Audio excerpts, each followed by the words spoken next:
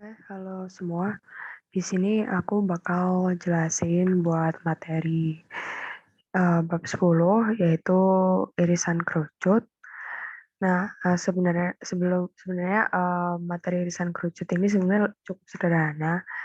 Cuman ada beberapa sebelumnya diperlukan kalian tahu beberapa istilah seperti eksentrisitas, kemudian ada juga fokus, direktris, dan juga vertex.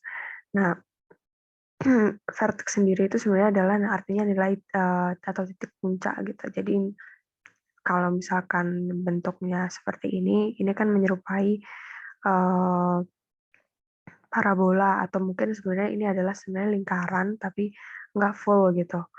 Nah, vertexnya di mana? Itu puncaknya berada di ujung apa ya, semacam ujung kurvanya yang dia memang akan berpotongan di titik uh, di sumbu X gitu di sininya.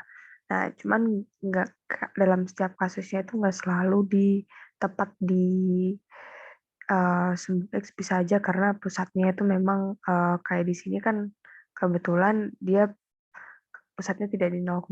Bisa juga ada yang mungkin dia pusatnya ada di atas sini atau bagaimana itu kasusnya juga akan berbeda-beda.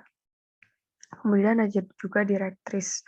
Direktris ini apa maksudnya? Direktris itu adalah suatu garis uh, yang dia tegak lurus gitu dengan sumbunya gitu, atau sumbu simetrisnya gitu. Jadi sebenarnya kalau misalkan garis ini kan adalah sumbu simetrinya. Nah, ini kan direktris itu tegak lurus gitu. Tapi dia memiliki suatu jarak. Nah, jaraknya itu seberapa jauh? Jadi, di sinilah ada yang berkaitan dengan eksentrisitas.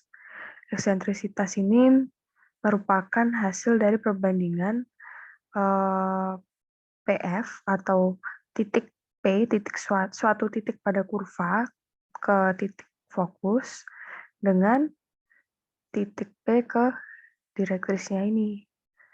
Nah, dalam kasusnya sendiri dibagi menjadi tiga, dimana kalau untuk parabola, kita anggap aja ini misalkan di parabola ya, maka dia akan sama panjang, sehingga eksentrisitasnya itu sama dengan 1. Tapi kalau elips, dia nilainya akan pecahan gitu, atau antara 0 sampai 1, yang artinya apa?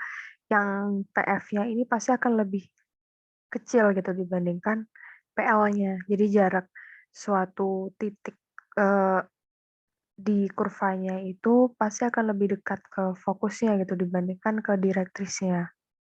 Sedangkan kalau hiperbola, dia pasti eksentrisitasnya lebih dari 1. Seperti itu. Nah, selanjutnya, jadi untuk di sini aku udah beri kayak semacam shortcut gitu. Kalian bisa lebih mudah gitu untuk menemukan persamaannya, puncaknya itu berarti di berapa koma berapa gitu, koordinatnya, fokusnya, kemudian direktrisnya itu bagaimana, sumbu simetri, kemudian dia akan terbuka ke kanan ke kiri gitu. Cuman aku disclaimer ini bukan untuk semuanya dihafal ya. Jadi ini hanya sebuah bantuan gitu, tapi bukan berarti harus dihafalkan sepenuhnya. Sebenarnya yang perlu kalian hafal itu cuman ini doang. Ini bentuk umumnya kurang lebih seperti ini. Lainnya kalian itu sebenarnya tinggal mengembangkan sendiri. Misalkan kayak 4P-nya. Kalian ini bahkan 4P kalau misalkan di sini negatif gitu. Nah, dia udah jelas pasti akan terbuka ke kiri gitu. Misalkan ini negatif 4 kali 1 gitu kan. Negatif 4 terus kemudian ini X min A gitu. Nah, ini udah pasti jelas dia akan terbuka ke kiri gitu. Karena kalau misalkan aku perlihatkan ke sini, nah ini juga sama kan sebenarnya dia bentuknya tuh kayak dirotasi aja gitu. Ini juga sama gitu, kalian nggak perlu ngafalin, sebenarnya nggak terlalu perlu ngafalin, ini cuma diputer doang kan, Y sama X-nya gitu kan, yang di bagian kuadrat. Ini terbuka ke atas ketika lebih dari 0 dan terbuka ke bawah kurang dari 0. Cuman, ini sebenarnya, beberapa ini basically kalian nggak perlu hafal, tapi, konsepnya yang penting kalian tahu gitu. Ketika misalkan di sini Y-nya yang dikuadratkan, berarti kalian tahu bahwa, oh ini pasti dia akan posisi kurvanya mungkin kayak tidur gitu kan. Dia akan terbuka ke samping kanan atau kiri. Kemudian, mmm, nilai puncaknya pun itu kalian bisa mungkin hafal ya dari nilai A dan B-nya gitu. Puncaknya itu akan ada di, koordinat A dan B gitu, atau itu juga jadi pusatnya gitu. Nah untuk, nilai fokusnya sendiri, dia akan, nilainya sama dengan A plus P, B koordinatnya. P-nya itu dari mana? P-nya dari sini gitu. Jadi misalkan kalian punya persamaan Y-2, kuadrat sama dengan 16 kali X min 4 gitu. Berarti kalian punya kesimpulan di sini. Ini 16 ya. Jadi dia berpusat di 4,2 atau puncaknya itu di sini adalah 4,2 dan di sini kan 4P tuh, berarti kan 4 kali 4. Nah, berarti kalian tahu bahwa P-nya sendiri itu berada di P-nya sendiri itu nilainya 4 gitu. Jadi fokusnya bisa kalian cari dengan ini tadi berarti 4 plus 4, 8,2 kayak gitu. Dan direktrisnya sendiri itu, akan selalu berada di, apa ya, istilahnya di sumbu X, sejajar dengan berarti sejajar dengan garis sumbu Y ya, nilainya kan pasti X sama dengan berapa berapa berapa gitu. Nah, tapi nilainya nggak lagi A plus P, tapi A min P, karena dia pasti akan di sebelahnya, kayak gitu. Nah, habis itu sumbu simetrinya udah jelas, kalau dia posisinya tidur, dia pasti akan sama dengan, Y sama dengan B. Kenapa? Ya kita kalau misalkan kita udah bisa gambarkan ini, sorry, kita gambarkan kurvanya, ya kita lihat mana simetrisnya. Oh, simetrisnya tepat di dia sejajar dengan sumbu X karena posisinya dia tidur gitu. Kayak gitu. Ini, membantu banget kalau misalkan kalian diberikan case-nya itu dari gambar gitu. Kalian disuruh nentuin persamaan, dengan kalian sebenarnya hafal ini, itu jauh lebih membantu. Tapi ini sekali lagi disclaimer bukan untuk dihafal, tapi nanti bakal ada kayak contoh soalnya dan di situ kalian bakal paham gitu kenapa, aku bilang yang paling utama itu sebenarnya di sininya aja gitu, kalian tahu bentuk umumnya, kayak gitu. Oke, ini masih sama, untuk yang selanjutnya masih sama. Jadi case-nya sama, cuman di sini yang dikuadratin adalah X-nya gitu. Kalian ingat aja gitu kalau suatu persamaan kuadrat yang umumnya itu kan pasti X kuadrat plus berapa gitu kan. Nah, karena di sini yang dikuadratin itu X-nya, maka dia bentuknya akan seperti kurva persamaan kuadrat biasa gitu. Jadi dia akan terbuka ke atas atau terbawah gitu. Bentuk kurvanya dia akan berdiri gitu di sumbu X, dia akan seolah-olah berdiri gitu, nggak tidur. Kemudian puncaknya di mana ya, puncaknya di A, B kayak gitu. Nah, fokusnya juga masih sama, tapi bedanya gini, kalau tadi itu fokusnya di A plus B, B, di sini dibalik. Jadi A, B plus P. Kenapa kayak gitu? Karena kalau kita perhatikan, jadi dari kurva ini dia um, titik puncaknya atau vertexnya ada di sini nih. Kemudian eee, nilai P-nya itu pasti akan mencoba menggambarkan ya, kalau kita gambarkan kan pasti ini hampir sama kayak ini tadi, yang ngomongin direktrisitas itu tadi.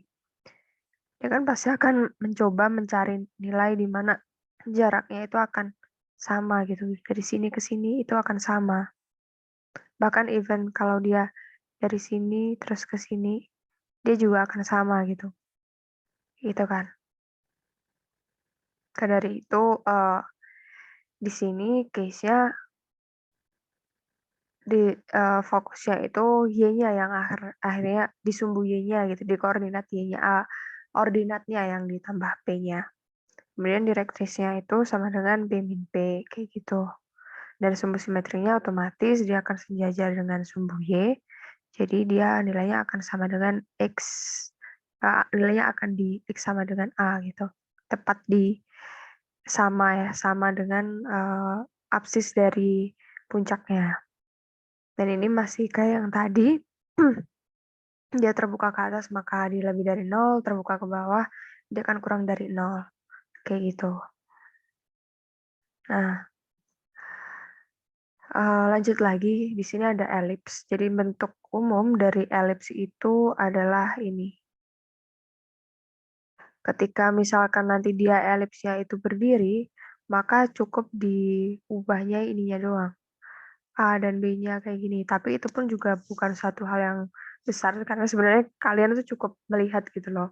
Melihat karena di sini asumsinya A itu selalu menjadi sumbu mayornya gitu di sini.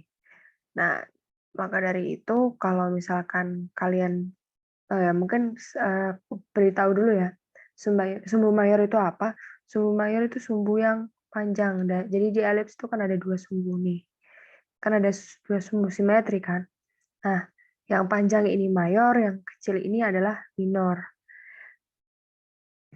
Jadi gampang hafalnya gimana sih? Kalau dia bentuknya itu elipsnya memanjang di sumbu X gitu kan, dia melebar gitu kan di sepanjang sumbu X, pasti sumbu mayornya itu akan jadi apa namanya, penyebut dari X-nya gitu. Karena dia akan membentang gitu, X-nya ini kan akan membentang sepanjang A. Segini tuh A, ini. Segini ini itu nilainya A. Jadi segini itu nilainya A. Kemudian segini itu panjangnya nilainya adalah B. Kayak gitu. Dan di Lf sendiri tuh ada persamaan bahwa C kuadrat sama dengan A kuadrat min B kuadrat. Nah, C ini nanti akan membantu ketika kita mau mencari nilai titik fokusnya gitu. Titik fokusnya di sini itu fungsinya buat apa? Jadi titik fokus ini tuh dia bakal misalkan untuk setiap untuk setiap garis yang ditarik dari suatu titik pada kurva ke masing-masing fokusnya dia itu pasti akan jumlahnya akan selalu konstan.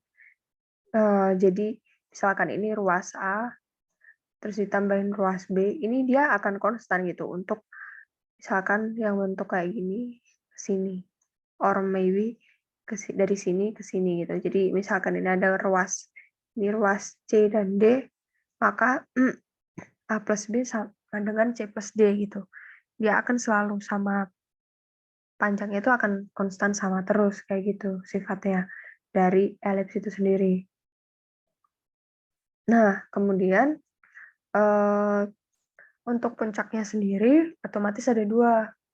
Kenapa ada dua? Ya karena dia ada di sini dan di sini.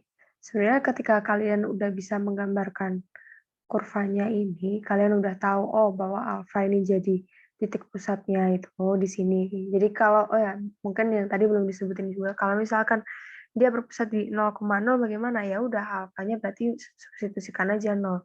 Berarti tinggal x kuadrat per a kuadrat ditambah y kuadrat per b kuadrat sama dengan 1 gitu. Dan untuk yang parabola tadi juga sama. Berarti persamaannya udah nggak lagi misalkan x min a kuadrat tambah 4p kali y min b gitu. Jadi tinggal x kuadrat sama dengan 4y gitu. Kurang lebih kayak gitu kalau untuk parabola juga. Nah, oke, ini jadi tadi puncaknya kalian kan udah tahu nih, dia berpusat di alfa, beta gitu.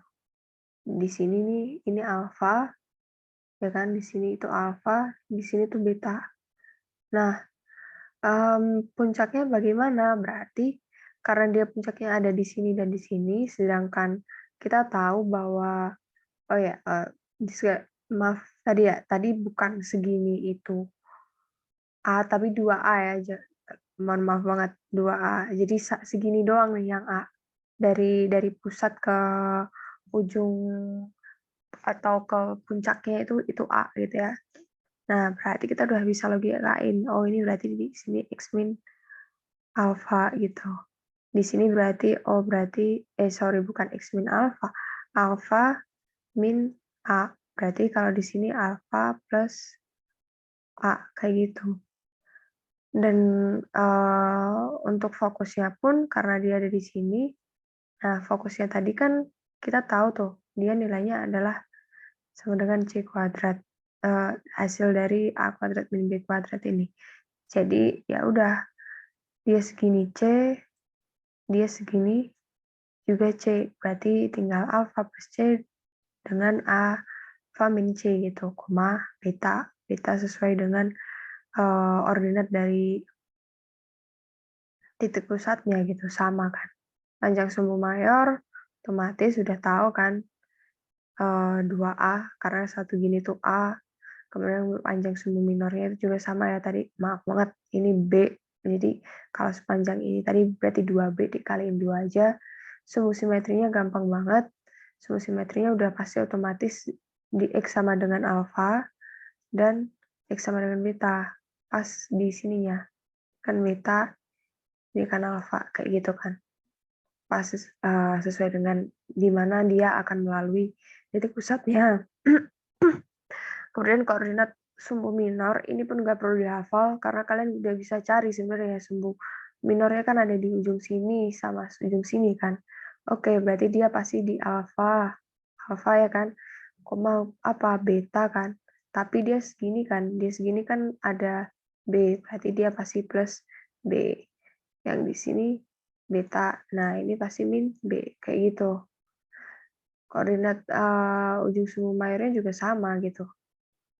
Case-nya juga sama. Kita tahu, oh pasti dia di sini koordinatnya beta, tapi absisnya apa? Alfa.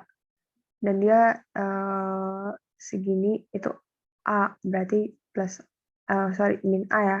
Min A yang di sini alfa plus A, baru beta, koma beta, kayak gitu. Oke, nah untuk di elips dan hiperbola sendiri, eksentrisitasnya udah beda sama yang di parabola tadi. Jadi eksentrisitasnya itu nilainya sama dengan C per A. Untuk nilai C-nya itu sendiri, C-nya kan berarti ada di sini ya. C-nya ada di sini. C per A. Berarti kan perbandingan ini dibagi segini gitu kan. Nah, karena kita ingat kan bahwa elips tadi itu dia kurang dari 0 sampai 1 kan rentangnya ya. Kita udah bisa lihat nih. Karena C-nya aja cuma segini loh. C-nya cuma segini, A-nya segini. Nah, berarti kan C-nya itu lebih kecil dari A, makanya nilainya pasti kurang dari 1 gitu. Tapi dia pun juga nggak mungkin gitu nilainya negatif. Jadi nilainya pasti kurang dari 1, makanya itu bisa jadi salah satu ciri gitu. Kayak gitu. Nah, mungkin selanjutnya ini juga sama. Kalau kalian perhatiin persamaannya tuh nggak jauh beda, cuman beta dan alfanya aja yang ditukar. Karena di sini asumsinya bahwa sumbu mayornya itu selalu di alfa. Dan sumbu minornya itu bukan di alfa ya, sumbu mayornya itu pasti nilainya itu sama dengan berapa A gitu, 2A kayak gitu dan sumbu minornya 2B. Tapi sekali lagi di sini gampang banget kalian buat inget-ingetnya sebenarnya. Kalau kalian mau apa namanya? Mau tahu nih misalkan dari persamaan ini kira-kira dia bentuknya bakal elipsnya kayak berdiri gini atau melebar di sepanjang sumbu X, kalian cukup lihat aja gitu. Kira-kira di antara penyebabnya yang besar mana? Yang besar penyebutnya dari yang ada punya memuat X kuadrat atau yang memuat Y-nya ini. Kalau misalkan di sini nilainya 16, sini 25. Nah, kalian udah bisa otomatis nih, oh berarti dia pasti memanjangnya di sumbu Y. Kenapa? Karena penyebutnya lebih panjang. Pasti dia segini itu sama dengan 5. Tapi kalau misalkan di sini kalian nemuin, misalkan di sini 9, sini 4. Oh, berarti kalian udah tahu, pasti dia bentuknya kayak yang di atas tadi. Sumbu mayornya itu sepanjang sumbu X ya. Jadi dia segini berarti sama dengan 3 gitu. Terus yang bernilai sini 2. Minornya 2. Kayak gitu. Gampang banget sebenarnya, nggak perlu dihafal. Hafalnya cukup satu doang gitu, bentuknya pasti kayak gini. Untuk hafalin sumbu mayor minornya kalian tinggal logika aja mana yang lebih besar gitu. Kemudian ini masih sama, C kuadrat sama dengan A kuadrat min B kuadrat. Puncak dan verteksnya juga kalian nggak perlu hafalin, kalian udah bisa logika aja, kalian udah tahu alfa dan beta itu titik pusatnya, B dan A ini adalah panjangnya gitu kan, sebenarnya merepresentasikan elipsnya itu seberapa panjang sih melebarnya gitu. Kalian udah bisa logikain gitu, puncak-puncaknya dia bakal ada di mana aja. Oke, bentar, aku coba gambarin. Nah, jadi kalau tadi ya kita ingatkan puncaknya tuh, puncaknya kan pasti ada di sini dan di sini. Disclaimer ya, puncak tuh bukan di yang ini dan ini ya, tapi puncak bisa jadi nggak cuman ini dan ini, tapi puncak bisa di sini sama sini juga gitu. Nah, di sini segini alfa, di sini segini beta. Ketika kondisinya elipsnya itu melebar ke samping kanan kiri, otomatis puncaknya ada di sebelah sini-sini gitu. Tapi ketika dia berdiri, maka puncaknya ya kayak di atas dan di bawah gitu. Otomatis yang berubah-ubah itu apanya? Yang berubah-ubah adalah nilai ordinatnya. Karena segini ada tambahan A, ya kan? Karena sumbu mayor, sini tambahannya A, kayak gitu. Nah, kalau untuk fokusnya sendiri, berarti di sini dia akan juga sama ya, ordinatnya itu bakal berubah-ubah C. Tapi, apa namanya, absisnya dia akan selalu di alfa, kayak gitu. Jadi kalian cukup tahu aja gitu, oh ternyata puncaknya ada di sini. Jangan terkecoh ngiranya yang tadi puncaknya ada di kiri kanan, berarti dia pasti juga di kiri kanan. Jangan kayak gitu. Kemudian sumbu simetrinya otomatis lah pasti adalah dia yang melalui dari titik pusat kayak gitu. Untuk koordinat ujung sumbu minor dan sumbu mayor juga sama, kalian cukup olah dari gambar aja, nggak perlu hafalin. Ini cuman bantuan gitu. Nanti lama-lama pun kalau kalian udah sering ngerjain soal, latihan soal, menemui gambar-gambar dan segala macam, kalian udah otomatis langsung paham. Oh ya, sumbu minornya kayak gini, sumbu mayornya kayak gini.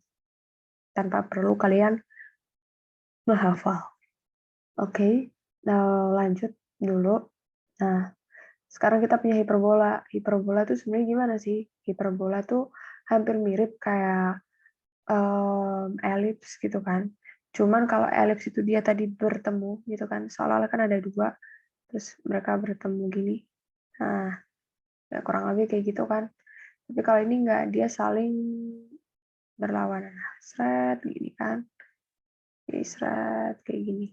Dan dia punya semacam asintot gitu yang jadi sumbu apa ya, semacam kayak pencerminan ya gitu kan, hampir kayak pencerminan ya. Nah, ini ada asintotnya di sini kayak gitu. Nah, di sini juga sama sebenarnya.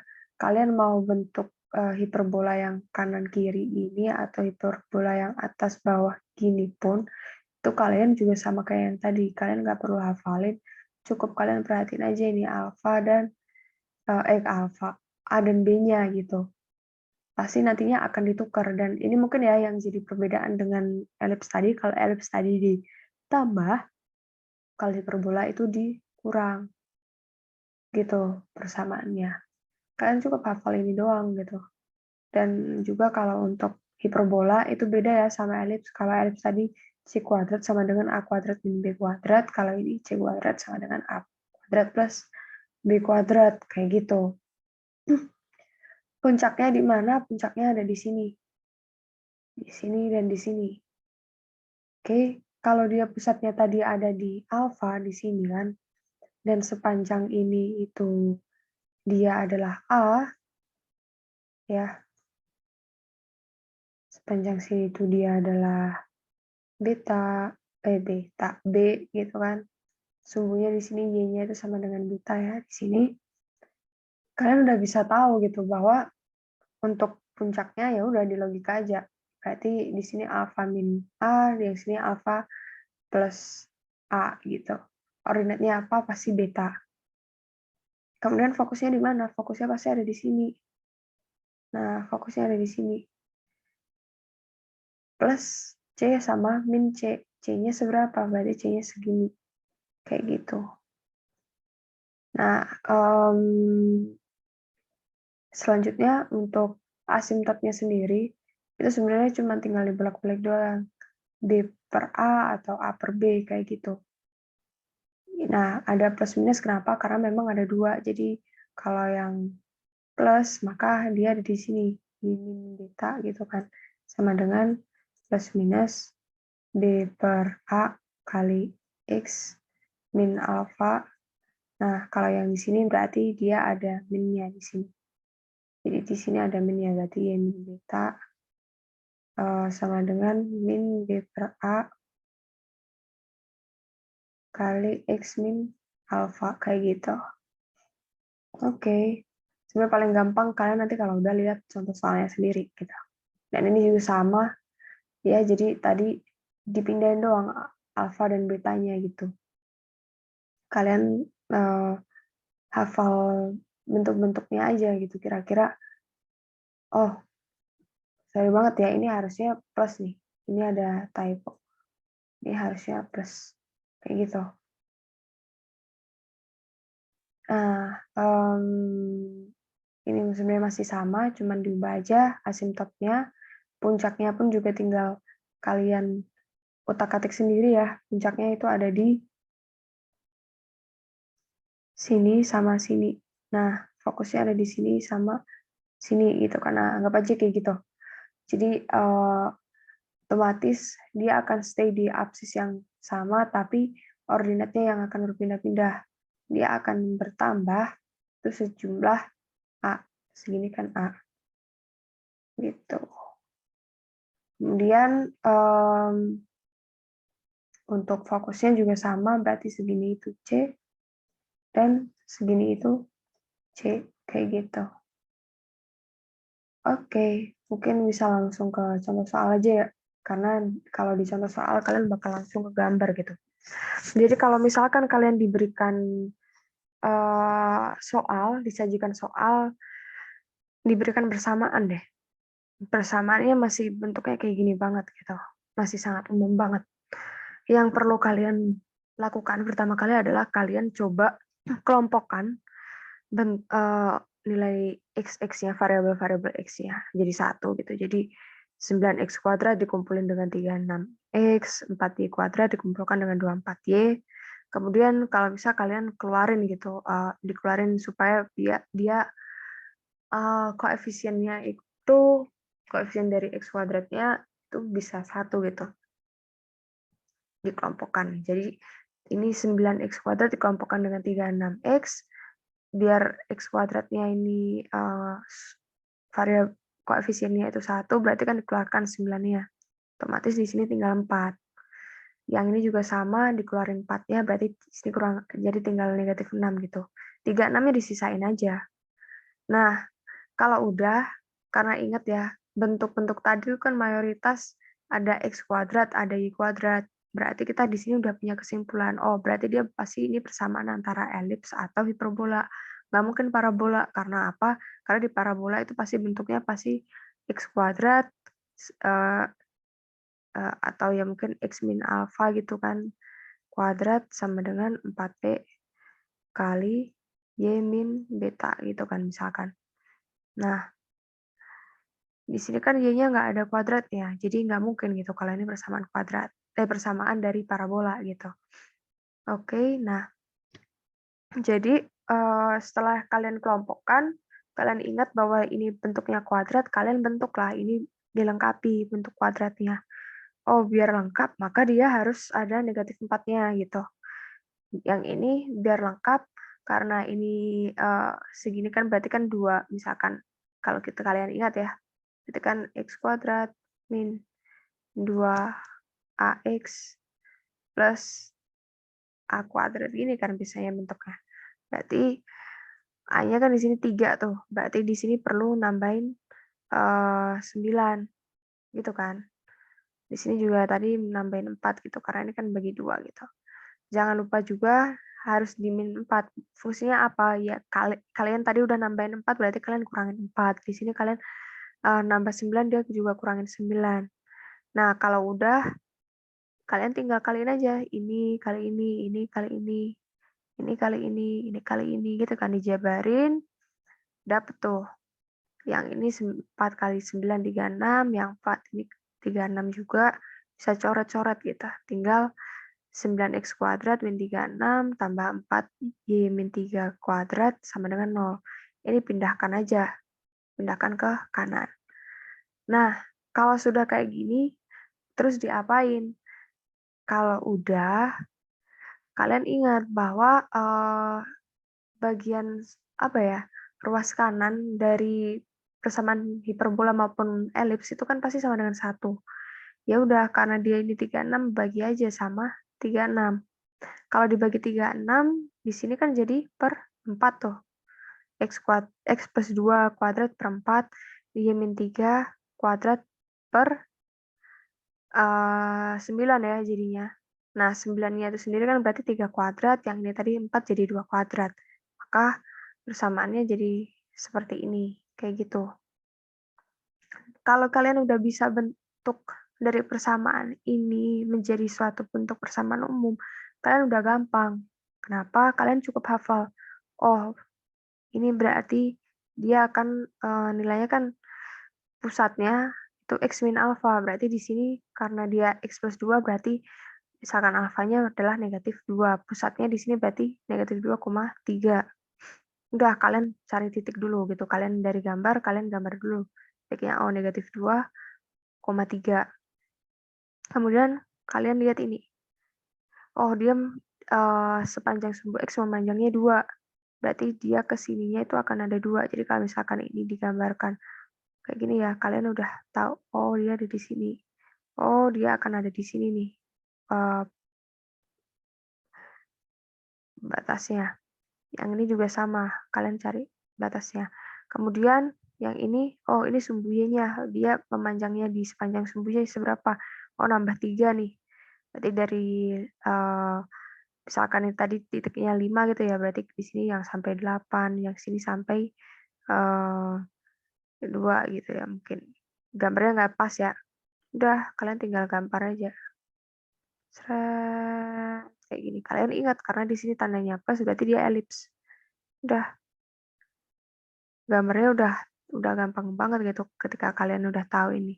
Kemudian ntar tinggal kalian cari aja gitu nilai titik titik pusatnya udah dapat, puncaknya kan kalian udah bisa tinggal olah-olah sendiri gitu kan. Kalian cari fokusnya pasti ada di sini gitu. Dan kalian udah tahu kan nilai B dan A-nya tadi.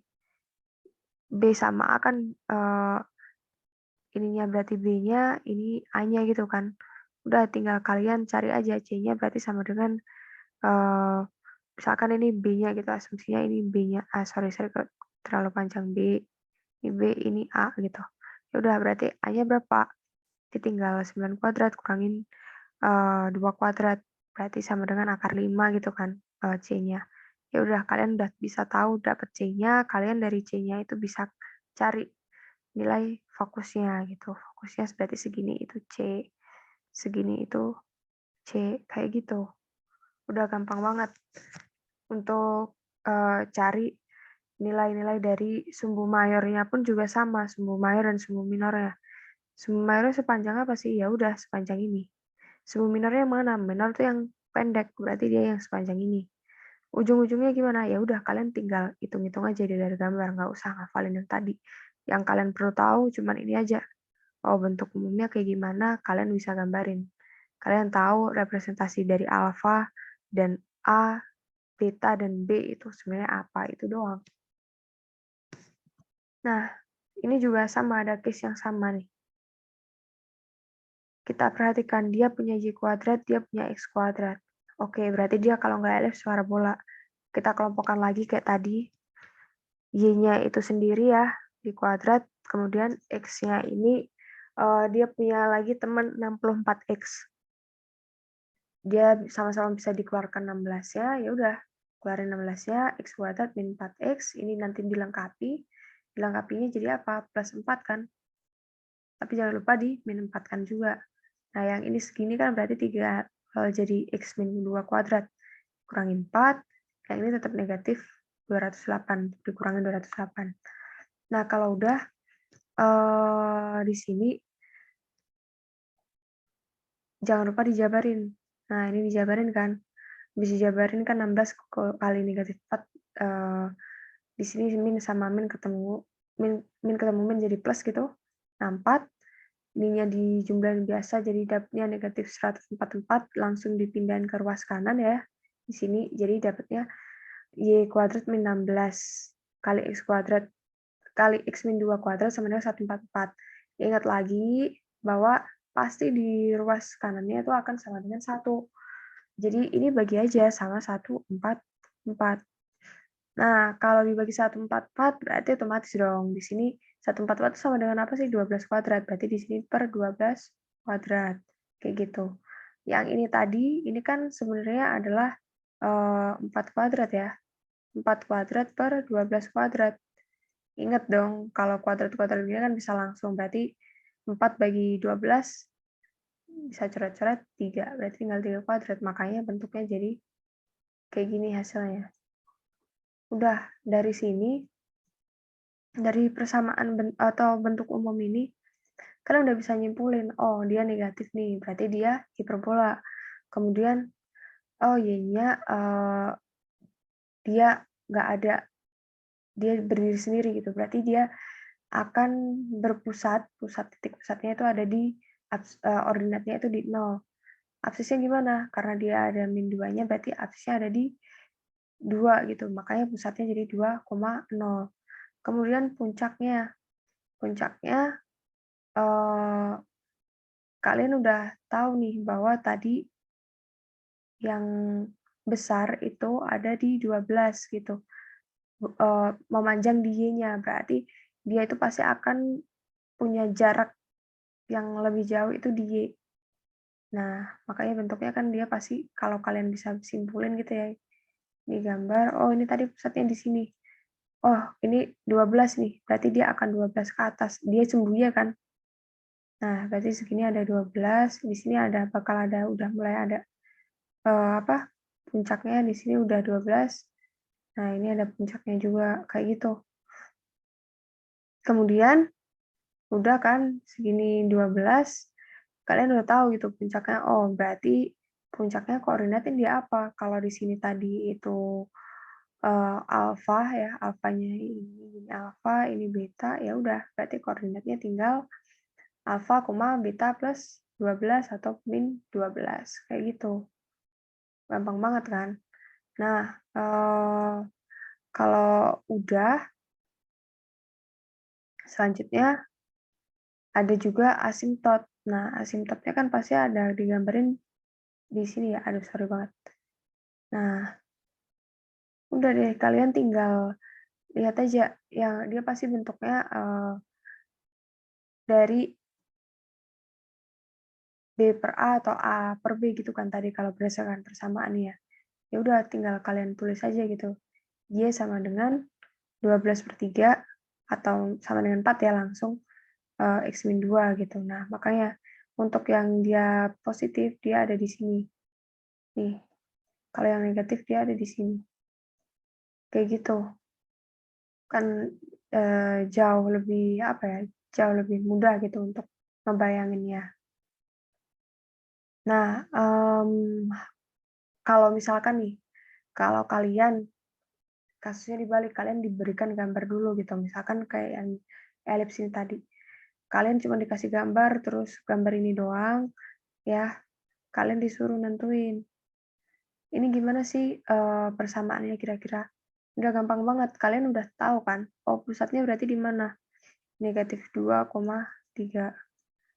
Kemudian dia berarti kalian udah bisa bikin nih, X min 2 berarti plus 2 kuadrat plus, Y min 3 kuadrat. Nah, habis itu yang memanjang di sumbunya berapa nih? Oh, segini nih dari 3 ke 6, berarti 3 kan. Sini berarti 3 kuadrat.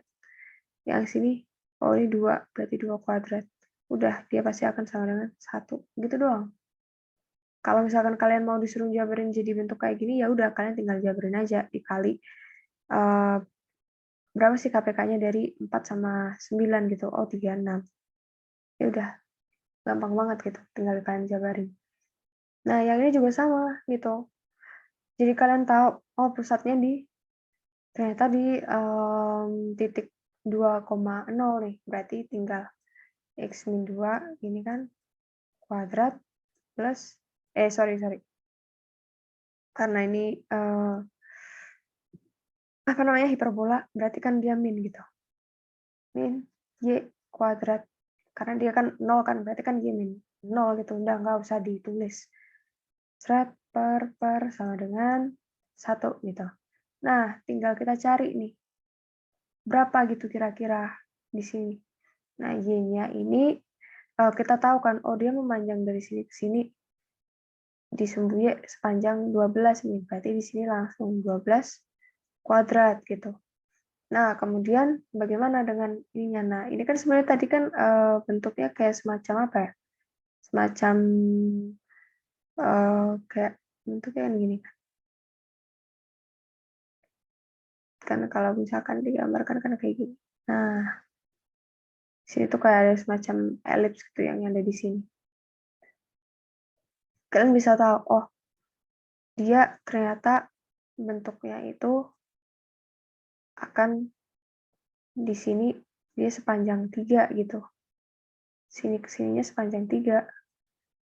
Nah, berarti di sini per 3 gitu. Kuadrat. Tinggal dibolak-balik aja X kuadrat atau Y kuadratnya gitu yang dimin gitu. Kebalik ya ini tadi, ini harusnya yang ini plus, yang ini min gitu.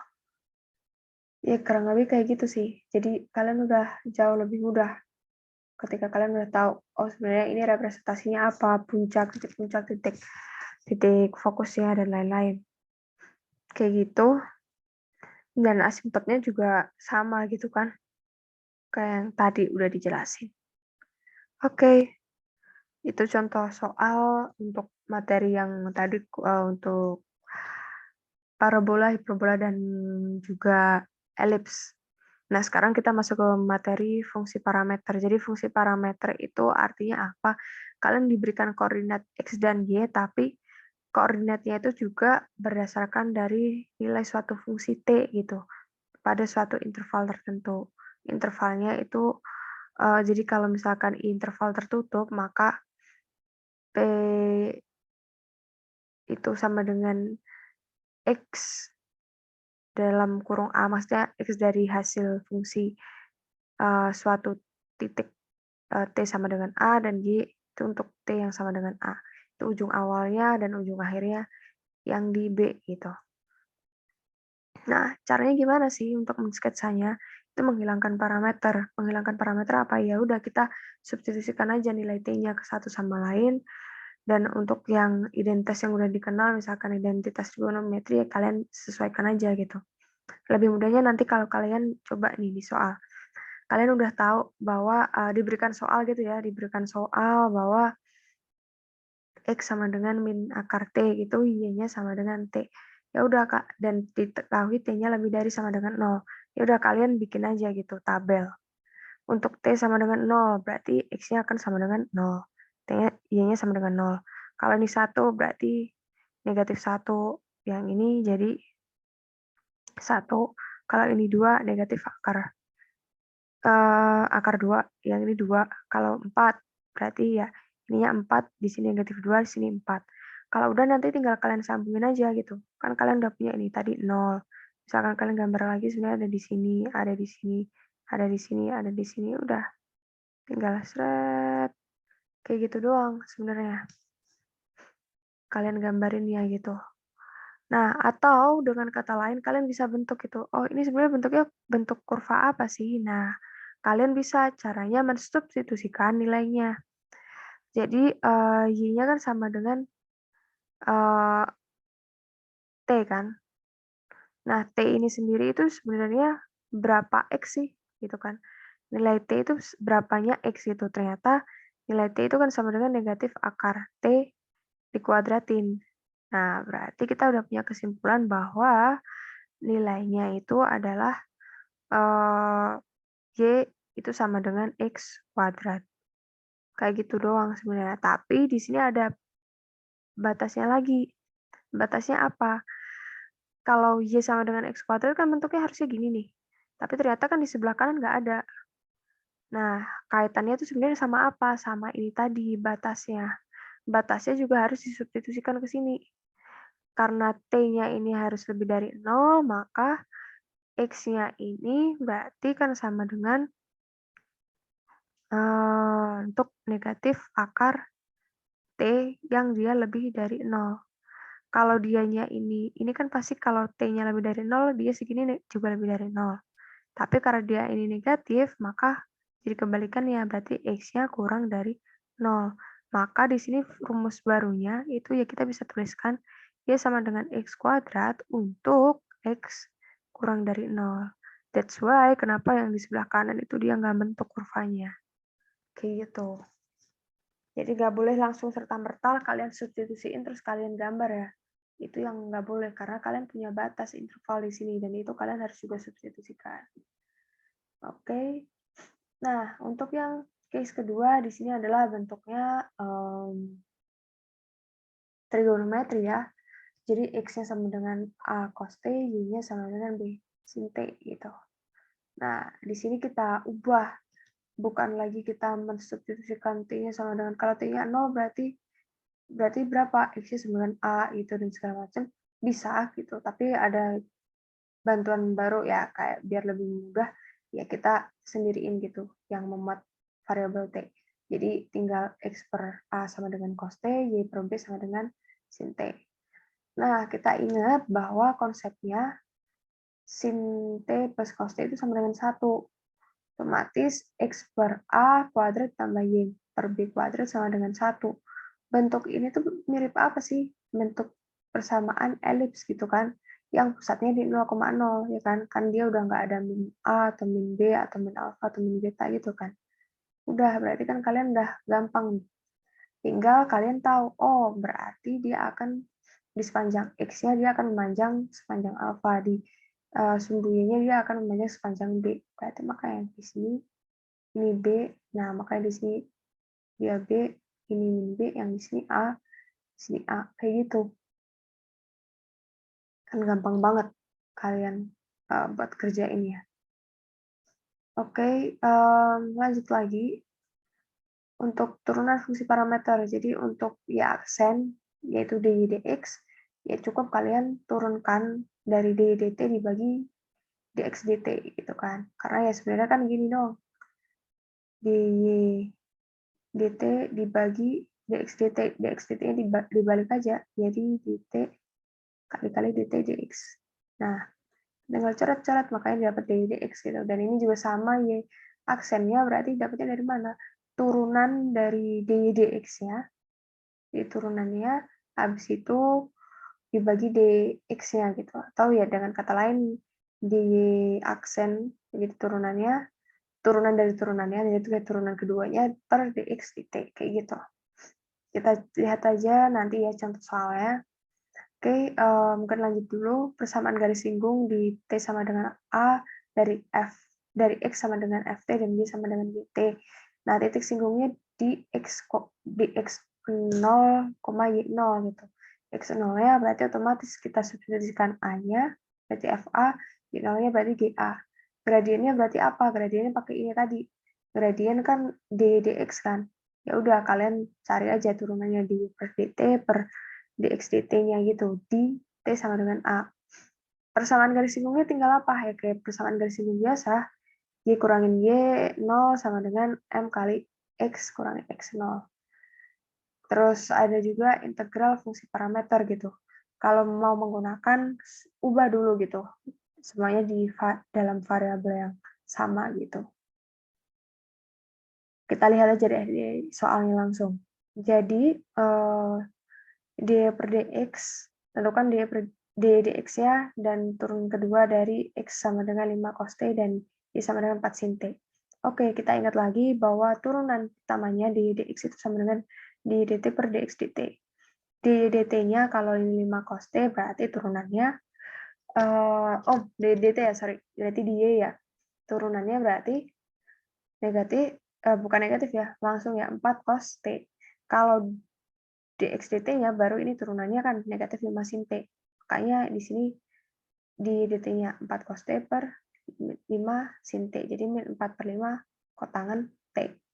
Nah, untuk turunan keduanya gimana? Turunan kedua kan turunan dari turunan pertama, berarti turunan dari negatif 4 per 5 kotangan T, yaitu 4 per 5 kosekan kuadrat T, dibagi dx dt.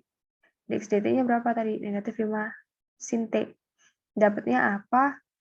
Nah, negatif 5 sin T ini kan berarti sama dengan kayak negatif dibagi negatif 5 dikali kosekan T gitu kan. Ya udah, berarti min 4 per 25 kosekan pangkat 3T.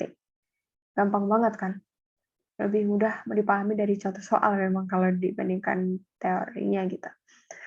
Nah, untuk persamaan garis singgungnya bagaimana? Ini kita punya persamaan kayak gini, di T sama dengan 0. Berarti kita cari dulu nilai-nilai titik singgungnya. Ketika T sama dengan 0, berarti ini 0, ini pangkat 0, 1. Makanya X 0-nya sama dengan 1. Y-nya berapa? Y-nya di pangkat 0-nya itu 1, berarti 1 kurangi 1, 0. Kayak gitu kan. Berarti nilainya titiknya adalah 1,0 gitu. Gradiennya tinggal diturunin aja, ddt per dx dt. ddt-nya berarti ini diturunin jadi negatif pangkat t, yang ini turunannya berarti 1 plus pangkat t. Disubstitusikan nilai nolnya, berarti gradiennya adalah ini negatif 1 per 2. Gitu kan. Nah, di sini kan. Persamaan garis singgungnya berarti tinggal masukin aja. Y min 0 sama dengan negatif setengah kali X min 1. Udah deh ketemu Y sama dengan negatif setengah X ditambah setengah. Gampang banget gitu sebenarnya. Terus untuk yang integral. Nah, integral ini perlu hati-hati juga ya. Kalau integralnya itu integral tentu, pengubahannya itu juga harus disertai dengan mengubah batasnya. Nah, jadi yang diubah tadi yang maksudnya disubstitusiin parameternya itu maksudnya gimana? X-nya kan diketahui sama dengan T, Y-nya sama dengan T kuadrat min 1. Ya udah, kalian masukin aja. Berarti di sini jadi T kuadrat ditambah 3 kali T kuadrat min 1. Nah, di sini kan. Tapi untuk batasnya jangan lupa, ketika X-nya sama dengan 0, berarti T-nya sama dengan 0. Ketika X-nya sama dengan 1, T-nya sama dengan 1. Berarti batasnya kebetulan nggak berubah ya. Dari 0 sampai 1. dt. Kenapa dt? Karena ketika diturunkan, ini dx, dia juga sama dengan 1 dt. Gitu. Udah deh, kalian udah dapat. Tinggal kalian kerjain integral biasa, gampang banget. Nah, kalian dapat nih, min 5 per 3. Di sini ada kasus lain, di mana nilainya itu batas bawah, batas atasnya mungkin akan berbeda gitu. Tadi kebetulan sama, di sini beda. Nah, kita punya nih, kebetulan juga X-nya ini sama dengan 2T min 1, Y-nya sama dengan T kuadrat plus 2. Di sini integral negatif 1 sampai 3 Y dx. Kita substitusikan Y-nya, dapat di sini. Nah, dx-nya kita cari nih. dx-nya berarti kan sama dengan turunannya gitu kan. Turunan dari X ini 1 dx, ini berarti 2 dt. Berarti makanya dx-nya di sini jadi 2 dt kan diubahnya. Kemudian batasnya nih diubah. Kita ubah dulu, cari dulu gitu nilai T dalam X, berarti kan ini dipindahin ke sini, berarti ini jadi X+1 gitu kan, dipindah ke sini, kemudian dibagi 2, makanya T sama dengan X+1/2, kayak gitu. Ketika X-nya ini sama dengan 1, maka T-nya sama dengan 1. Ketika X-nya sama dengan 3, berarti T-nya sama dengan 2. Otomatis batasnya udah berubah. Yang tadinya itu 1 sampai 3 jadi 1 sampai 2. Udah deh, di sini kalian tinggal kerja ini biasa aja, integral biasa, dan dapat hasilnya seperti ini. Oke, mungkin sekian untuk tutorial kali ini. Oke, kalau ada hal-hal yang ingin ditanyakan, bisa banget langsung tanyain di grup, diramein aja grupnya biar bisa saling ngerti satu sama lain gitu. Saling bantu satu sama lain juga gitu kalau ada yang ngerti gitu, nggak selamanya tutornya yang juga selalu ngerti gitu. Bisa jadi dari teman-teman kalian juga punya solusi-solusi atau alternatif cara pengerjaan yang lebih menarik dan lebih mungkin efektif dan efisien. Mungkin sekian dari saya. Terima kasih.